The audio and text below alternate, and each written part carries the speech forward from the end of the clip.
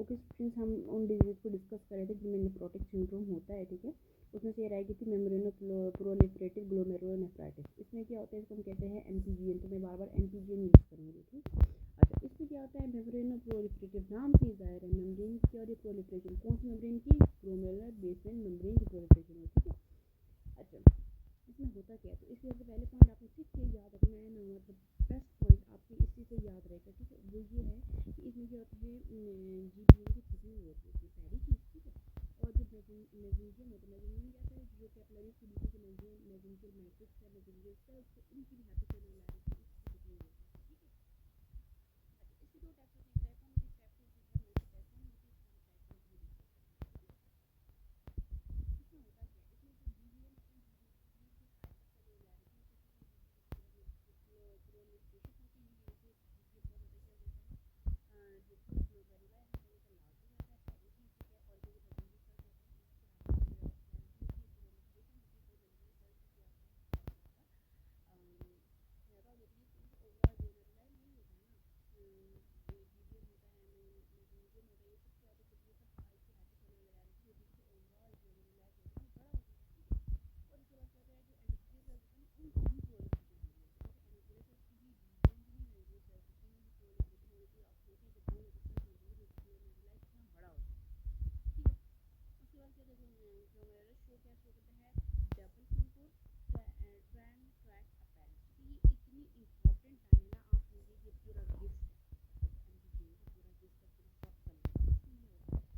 Double आपको ऐसा feel होता है, टाइम ट्रक आपको ऐसा फील हो रहा होता है कि आपको ऐसा फील होता है कि आपकी जो जीबीएम होती है ना, वो बहुत ज़्यादा थिक हुई होती है, इतनी मोटी हुई होती है, ठीक है।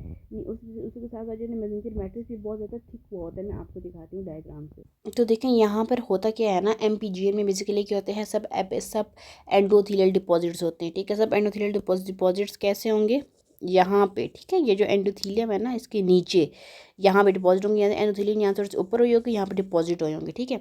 अब होता क्या है, होता ये है कि यहाँ से जो मेसेंजर मैटर, जो मेसेंजियम है ना, वो सारा इसमें आ रहा होता है, ठीक है। ग्लोमेरुलर बेसमेंट मेम्ब्रेन में मेसेंजियम आ गया, सारे मेसेंजर मैट्रिक्स आ गए, ठीक है। और ये जो डिपॉजिट्स हैं ये सारे आ गए अंदर ना, ठीक है। तो ये क्या कर देते हैं, ये ऐसे शो कर देते हैं कि आपकी जो ग्लोमेरुलर बेसमेंट मेम्ब्रेन है उसकी स्प्लिटिंग हो गई है, वो दो हो गई है, यानी कि एक इस तरफ होती है, एक इस तरफ होती है, ठीक है।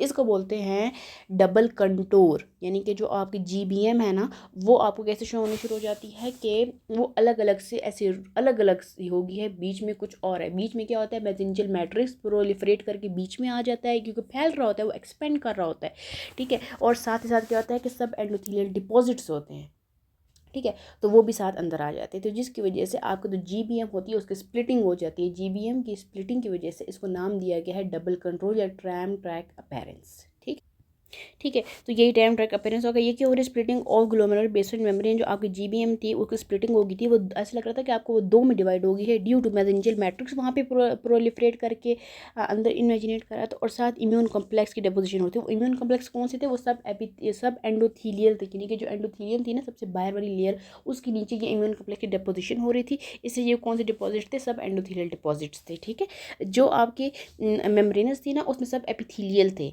जो आपकी ये एमपीजीएन है ना, मेम्ब्रेनो प्रोलिफरेटिव है, ठीक है। इसमें सब एंडोथीलियल है, ठीक है। और जो आपकी वो है फोकल सेगमेंटल ग्लोमेरुलोनेफ्राइटिस, उसमें कोई भी डिपॉजिट नहीं है, मिनिमल चेंजेस में कोई भी डिपॉजिट नहीं है, ठीक है। तो आपने इनके एमसीक्यूज आते हैं, आपने इनके डिपॉजिट्स को याद रखना है। तो लास्ट में हम सारे डिपॉजिट्स की समरी करते हैं, यानी कि हम उन डिजीज़ को फिलहाल डिस्कस कर रहे हैं जिनमें नेफ्रोटिक सिंड्रोम होता है, ठीक है। तो आपने ये भी याद रखना है कि जो ये आपके पास एमपीजीएन है, इसमें भी आपके पास नेफ्रोटिक सिंड्रोम होगा। जो मेम्ब्रेनस नेफ्रोपैथी, उसमें भी नेफ्रोटिक सिंड्रोम होगा। जो आपके पास फोकल सेगमेंटल ग्लोमेरुलोस्क्लेरोसिस है, उसमें भी आपके पास नेफ्रोटिक सिंड्रोम होगा। जो आपके पास मिनिमल चेन डिजीज़ है, उसमें भी आपके पास नेफ्रोटिक सिंड्रोम होगा, ठीक है। सब में आपके पास जो है ना, आपके पास नेफ्रोटिक सिंड्रोम होगा। अब डिपॉजिट्स अपने याद रखने कि मिनिमल चेन डिजीज़ में आपके पास कोई भी डिपॉजिट नहीं थी, मैंने आपको कहता है बच्चों में होती है, कुछ खास सी नहीं होती, स्टीरॉयड को रिस्पॉन्स कर देती है। एफएसजीएस मैंने आपको कहता है, इसमें भी कोई भी डिपॉजिट नहीं होगा, ठीक है। जो मैंने आपको मेम्ब्रेनस नेफ्रोपैथी पढ़ाया था, उस पर सबसे इंपॉर्टेंट बात यह थी कि उसमें सब एपिथेलियल डिपॉजिट्स थे, यानी कि जो पोडोसाइट्स के नीचे डिपॉजिट हो रहे थे मेम्ब्रेनस में, ये याद रखना है, ठीक है, क्योंकि ये मिक्स हो जाते हैं। और मेम्ब्रेनो प्रोलिफरेटिव ग्लोमेरुलोनेफ्राइटिस में आपके पास सब एंडोथीलियल डिपॉजिट्स थे, ठीक है। इसका मैंने आपको कहा था कि इसका याद रखने का वो था, इसकी मॉर्फोलॉजी जो थी मेम्ब्रेनस नेफ्रोपैथी की, वो ये था कि आपके पास स्पाइक एंड डोम पैटर्न, ठीक है। और इसकी हमारे पास क्या थी, MPGN की वो टाइम ट्रैक या डबल कंटोर अपीयरेंस, ठीक है। ये बहुत इंपॉर्टेंट है मॉर्फोलॉजीज़। तो इनकी मॉर्फोलॉजीज़ की एक बार समरी करते हैं। जो मिनिमल चेंजेस थे ना, उसमें ये था कि कोई भी ग्लोमेरुलाई में अपेरेंटली आपको कोई भी डिफेक्ट नज़र नहीं आता। जब आप इलेक्ट्रॉन माइक्रोस्कोप से देखोगे तो आपको इफेसमेंट और फूड प्रोसेस नज़र आएंगी, पहली चीज़, ठीक है। FSGS में ये नज़र आता है कि जो जितने भी ग्लोमेरुलाई थे उसमें से सारे नहीं, कुछ ग्लोमेरुलाई और कुछ ग्लोमेरुलाई का भी स्पेसिफिक पार्ट में क्या होती, स्क्लेरोसिस हो रही थी और ऑब्लिटरेशन हो रही थी ल्यूमेन की, ठीक है। और ये था, और ट्यूब्यूल्स की एट्रोफी थी, ठीक है। और जो मेम्ब्रेनस है ना, मेम्ब्रेनस नेफ्रोपैथी, इसमें मैंने आपको ये बताया था कि इसमें आपके पास सब एपिथेलियल डिपॉजिट्स होते हैं, ठीक है। और वो सब एपिथेलियल डिपॉजिट्स की वजह से आपको कैसा अपीयरेंस शो होता था, स्पाइक एंड डोम पैटर्न, ठीक है। और MPGN मेम्ब्रेनो प्रोलिफरेटिव ग्लोमेरुलोनेफ्राइटिस मैंने आपको ये बताया था कि इसमें सब एंडोथीलियल डिपॉजिट्स होते हैं, ठीक है। और इसकी वजह से GBM की स्प्लिटिंग होती है। स्प्लिटिंग क्यों होती है, क्योंकि इसमें मेसेंजियल मैट्रिक्स की प्रोलिफरेशन होती है। इसमें जो है ये इम्यून कॉम्प्लेक्स भी इसके बीच में आ जाता है, जिसकी वजह से हमारे पास GBM जो होता है, हमें लगता है कि दो में स्प्लिट हो चुका है, ठीक है।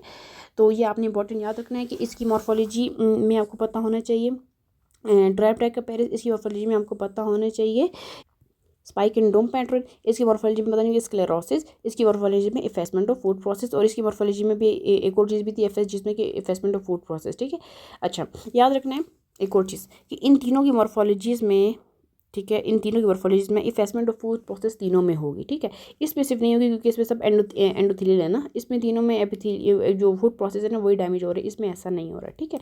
अब मुझे पता है ये बहुत ज़्यादा कन्फ्यूजिंग है, और आप इसको बार बार जब इसको पढ़ेंगे तो आपको ये याद हो जाएगा। बहुत ईजी सा है, बहुत सिंपल सा है, ठीक है। मैं एक बार फिर से रिवाइज करती हूँ। जो मिनिमल चेंज डिजीज़ है, ठीक है, उसकी अगर मॉर्फोलॉजी भी जाए तो फूड प्रोसेस की इफेसमेंट होती है। FSGS में क्या होता है, जो स्क्लेरोसिस होती है ग्लोमेरुलाई की, और ऑब्लिटरेशन ऑफ द ल्यूमन होती है, ठीक है। जो मेम्ब्रेनस नेफ्रोपैथी है, इसमें हमारे पास क्या होता था, स्पाइक एंड डोम पैटर्न था। और स्पाइक एंड डोम पैटर्न का मतलब यही है कि जो सब एपिथेलियल डिपॉजिट्स होते थे, सब एपिथेलियल डिपॉजिट जो है ना, एपिथेलियम के जो पोडोसाइट्स थे ना, उनकी फूड प्रोसेस के नीचे थे। और वो जो ग्लोमेरुलर बेसल मेम्ब्रेन थी वो भी थोड़ी सी अंदर की तरफ आ रही थी इनमें, तो ऐसे spike and dome pattern show हो रहा था हमें, ठीक है। इसके अलावा MPGN जो था ना, मेम्ब्रेनो प्रोलिफरेटिव नेफ्राइटिस, इसमें यह था कि सब एंडोथेलियल डिपॉजिट्स थे। सब एंडोथेलियल डिपॉजिट्स का आपने सिंपल से यही याद रखना है कि एंडोथेलियम के नीचे थे, ठीक है। और इसके अलावा इसमें मैसेंजर प्रोलिफरेशन, अब क्वेश्चन ये है कि मैसेंजर प्रोलिफरेशन क्यों होती है, वो इसीलिए होती है क्योंकि वहाँ पे इन्फेक्शन है, वहाँ पे इन्फ्लेमेशन है। जब इन्फ्लेमेशन होगा तो वहाँ पे वो हाइपर सेलुलैरिटी होगी, वहाँ पे सेल का काउंट बनेगा, ठीक है। तो मैसेंजर की हाइपर प्रोलिफरेशन होती है, वो GBM के अंदर आ जाती है और GBM को बीच से क्रैक कर देती है, GBM को दो हिस्सों में तोड़ देती है, इसलिए टाइम ट्रैक या फिर डबल कंटोर अपीयरेंस होती है। ये एक गूगल की डायग्राम है, ये बहुत अच्छे से एक्सप्लेन किया हुआ है इसमें, ठीक।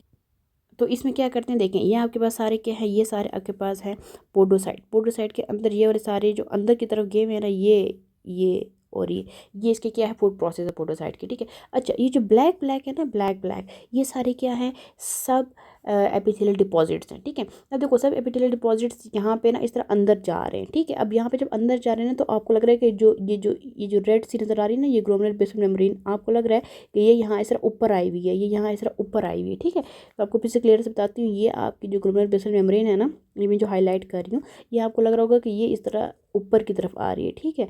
तो आप इसको मैं अभी कलर करके अभी बताती हूँ आपको, देखें।